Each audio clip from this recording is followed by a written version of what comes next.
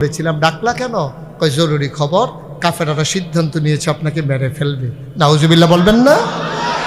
আল্লাহর নবী বললেন, আল্লাহর ফয়সালা কি? আল্লাহর ফয়সালা আপনি মক্কা ছেড়ে মদিনায় চলে যাবেন। সুবহানাল্লাহ কয় না? আবার আল্লাহর নবী ঘর থেকে উঠলেন, একজন সঙ্গী দরকার। আগে একজনকে একটু ইশারা দিয়ে রেখেছিলেন, বলেছিলেন, আবু বকর, ও আবু বকর তুমি তৈরি থেকো, যে কোনো সময় ডাক আসবে, চলে যাব মক্কা ছেড়ে।